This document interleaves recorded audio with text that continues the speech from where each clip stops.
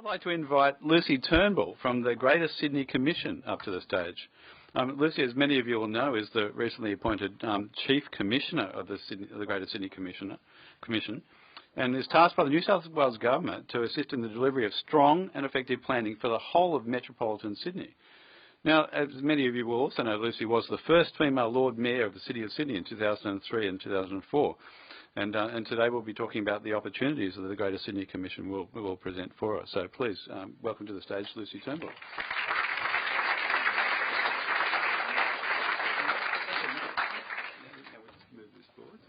You should be on next. Okay, I haven't done slides for today. I apologise for that. Now, can I just say how wonderfully structured this series of talks is today? Because I'm very sorry to have missed Holly earlier, but I think Claire's presentation was a brilliant, precursor to what I'm going to talk about. Because Claire, being one of the most senior bureaucrats in New South Wales in the transport area, has delivered a really good and very specific and well described and fleshed out state of play in what's happening in transport as a system. You know, what Claire and Transport do an amazing job. Can I say, I've had an Opal card since day one, and that has transformed the way the transport system certainly works for me. And I'm very glad, Claire, that you've come to live here and you saw the wisdom of getting an Opal card. Well, it'd be weird if you didn't, let's be honest. But transport as a system is working so much better than it has for a long time, not least because of the adoption of that very essential piece of technology which everybody who uses the system now almost takes completely for granted. So Claire has described and I think given a very optimistic and positive presentation on what's happening in the future, and I think we can all take enormous comfort and strength from the fact that transport is really focusing very significantly on all sorts of transport investment, but in particular the active transport investment that is so needed for our health and our well-being, and we all know that. I'll talk about that in the future, but also to make the city, the city and the state not only livable but competitive and productive, because the more active moving around we can do, the less congestion there is, the less choking on lesser air quality. So our lifestyle is enhanced, and also urban productivity is enhanced. So it's a win-win for the city as a metropolitan region, which is very much my area of responsibility. So I think that everybody in this room is very, very well aware of the very strong links between planning and health.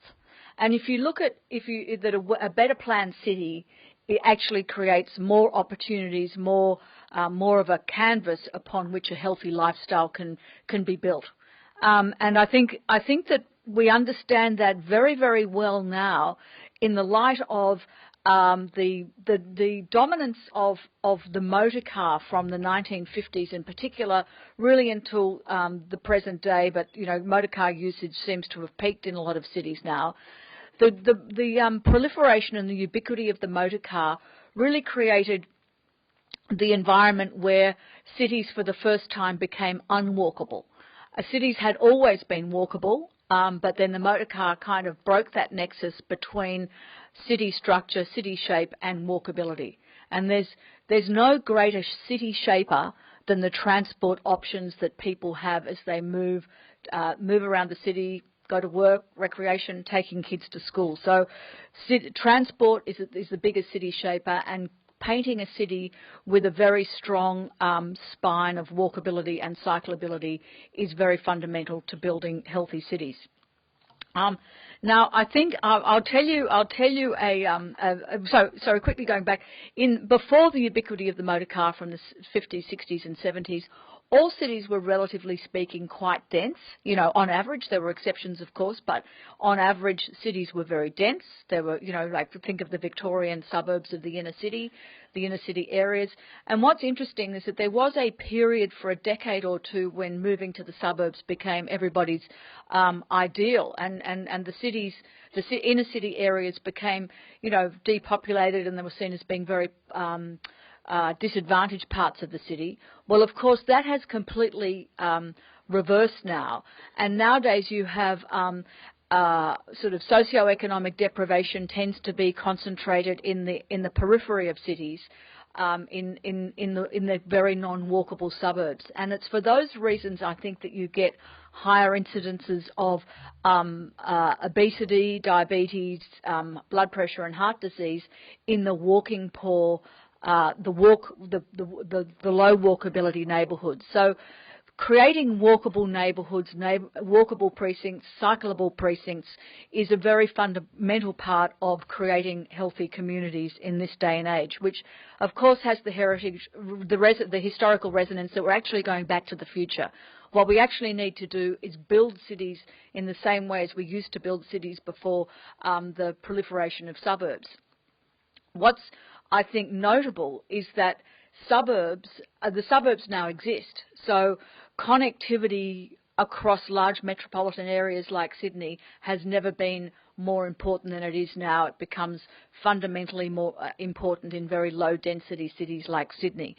So what Sydney's success and future urban success, I think, very strongly depends upon connectivity through creating a polycentric urban structure where you have, you know, the city here on the eastern edge of the metropolitan area, Parramatta right in the spatial and demographic middle of metropolitan Sydney, and the other large centres like Penrith, Campbelltown, Liverpool, etc., and there are many others.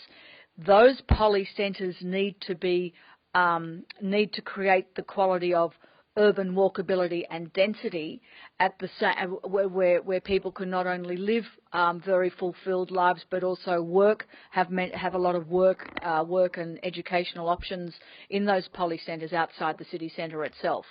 At the same time as the connectivity between those poly centres is increased and enhanced. And of course that's where Transport for New South Wales plays such a fundamentally important role. Now, can I quickly mention a really interesting article I read recently, which was about the city of Oklahoma, which I've also read quite a bit about in education policy, which is completely unrelated to that, so I won't dwell on it. But in the PISA rankings, in the educational standardization rankings, Oklahoma, in a book called The Smartest Kids in the World, was described and analysed as having very low educational outcomes. So my interest in Oklahoma was triggered when I heard that the mayor of Oklahoma had declared war on obesity several years ago. Now, he was a Republican mayor, and he himself was somewhat overweight, I think obese. He called himself obese, and he actually adopted a policy for the whole of Oklahoma, which a public education campaign to advocate everybody losing some weight. Now, apparently, you know, many millions of pounds collectively were lost in Oklahoma. But what was interesting is in his journey on his and his city's journey, he discovered, or actually became aware, that walkability and having options for an active lifestyle was fundamental for city planning. So he worked with transport agencies, which he was responsible for, and actually did a lot of investment, hundreds of millions of dollars in actually creating a more walkable city. And this is a city with very, very poor health outcomes. Notably, he also, you may be aware that Mike Bloomberg, the former mayor of New York City, banned what they call soda drinks, soft drinks over a certain size. I don't know whether it was 12 ounces or 8 ounces, I'm not sure. But they basically banned those drinks in New York City, which was, had a very compelling public health rationale for doing that. But he decided not to go quite that hard and regulatory. He decided to actually work with fast food businesses to encourage them to have low fat, lower energy, lower kilojoule meals on offer, because he was aware that people wouldn't in their lives be able to go cold turkey on fast food, but if there were more options for healthier food, then that would be a better outcome than expecting them to go completely cold turkey on relying on convenience food, because as everybody leads busy lives, it's hard to achieve that. So by declaring a war on obesity, the mayor was actually able to shift behavioural attitudes and outcomes. And I think that what we're seeing here is that the state government of New South Wales, and I commend the Premier, very much for doing this, because what he's doing is he's basically working within the framework of government to encourage government and stakeholder groups to work together to declare war on obesity. Now, we have, of course, an extremely slim and fit Premier, so it's a little different circumstance, but I commend him for doing what they have done very successfully in Oklahoma. Now, I am the Chief Commissioner of the Greater Sydney Commission, as Chris pointed out. Brackets, I hesitate to add, I don't wear a uniform. No epaulets, no badges, anything like that. But the role of the newly created Greater Sydney Commission is to make sure that there is very integrated planning for metropolitan Sydney. Now, it's always been an aspiration to have well-integrated planning, but I think the government actually understands at a very fundamental level that if infrastructure, transport and land use planning are not well integrated and well conceived together, then it's unlikely that the city will succeed in terms of its livability, in terms of its productivity and in terms of its environmental quality. So our job is actually to work across government, to work with local government and with the multiplicity of stakeholders in the community to ensure that integrated, well-conceived thinking. And, you know, I guess my dream, or the collective dream of the Commissioner, is to have, when we do Sydney's plan, we'll be doing the district plans. There are 6 districts in the metropolitan area, so we'll be planning at a district level, greatly assisted by a district commissioner for each of the 6 districts, to do district plans which really layer in a visual and a conceptual way and also a visual way how Sydney's planning does and will work. And that obviously will start with landform, built environment, transport, other infrastructure, environment, open spaces, you know, active living, educational infrastructure and health infrastructure, so that really for the first time that all the transport, infrastructure, planning, education, health, many other agencies actually work together to have a multi-layered, very comprehensive plan for Sydney. And Claire mentioned the stakeholder engagement strategy, and that is going to be fundamental to what we do. And we look forward, being acutely aware that there is no greater city shaper than transportation, investment and delivery and systems. So we plan to work very carefully with transport as one of our very key partners in that very strong, I think, really powerful citizen engagement, which will use multiple platforms. Now, the Commission has already published, to some extent, the evidence base upon which we'll be doing our district planning, so that people understand the factual context within which we'll be starting to consider those plans and engage with the community about those plans. One of the outcomes that we need to have is to develop a dashboard about Sydney's performance, about how it's performing against the Plan for Growing Sydney, the new Metropolitan Plan released in December 2014, but also more generally how Sydney is performing across the board in livability, productivity, environmental quality, etc. So that dashboard is being developed as we speak, and it will be rolled out in sections and in stages, so people do understand that we will build that dashboard over time, as if we were building as if we were software engineers, which in a sense we are. And again, we'll be working closely with Transport and the Digital Analytics Centre and Service New South Wales and lots of other agencies at making sure, and the Industry Department, Jobs for New South Wales will be, the key to what we do is actually working with multiple stakeholders inside government as well as outside government. Now we know that we have to develop. We have to help deliver and monitor the plan for growing Sydney, and that's a very big task. It involves delivering a lot of housing, a lot more jobs, particularly jobs outside the traditional CBD, and as well as doing a very good job at creating attractive public spaces and transport options. Now, we are one of our good duties is being committed to work with the New South Wales Healthy Planning Expert Working Group to develop guidelines for planning, designing, and developing a healthy built environment. So that's very important. What we do know is that the shape of 19th century, sort of early 20th century pre-motor car cities is a lot healthier shape than a lot of the planning that actually happened in the height of the dispersion, the suburban dispersion of Sydney. And so we know that subdivisions with cul-de-sacs which are not walkable or cyclable easily are not good. We know that actually having a good, tight metropolitan grid city is very good. We know that we need to create that quality of urban walkability right across the metropolitan area, particularly in those polycentres of Sydney. The CBD, which is probably one of the most walkable parts of anywhere in the world, I think, but also other parts of the other polycentres of Sydney. So we really look forward to working with all the government agencies on delivering that. So we will be delivering on the state government's key priorities, which is to create more housing and housing choice, on creating Sydney's competitiveness, on promoting Sydney's competitiveness as a global city, and also on environmental quality and social inclusion.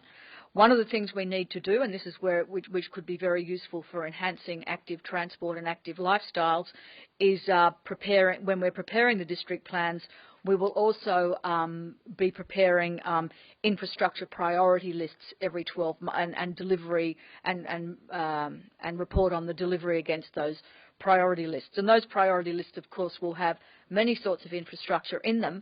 We won't be dealing with the infrastructure over $100 million, which Infrastructure New South Wales does, but we will be looking at the infrastructure up to $100 million, which will be important for growing the city, to make Sydney's growth, prosperity, livability and sustainability a good thing over the next 10 to 20 years. Not a bad thing, and as I mentioned, community engagement is most fundamental to that.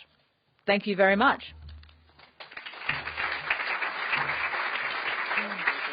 Okay. We've probably got time for one quick question. Anyone got a burning question? Kerry. There's a microphone coming.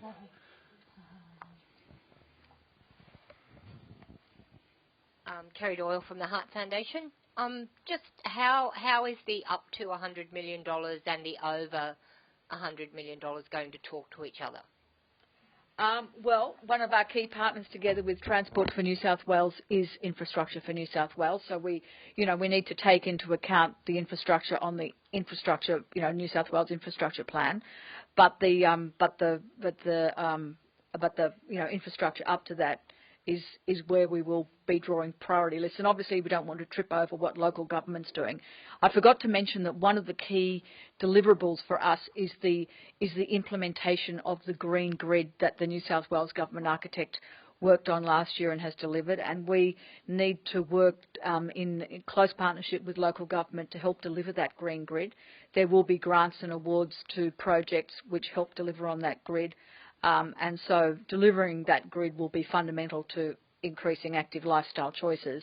And we won't be tripping over each other. We're very keen not to do that. That's our mantra is collaboration and integration and engagement. Look, I see tremendous potential for the up to $100 million to shape the over $100 million. So that's really encouraging. Good. All right. That's really inspiring in many ways. So please join me with thanking Lucy Turnbull.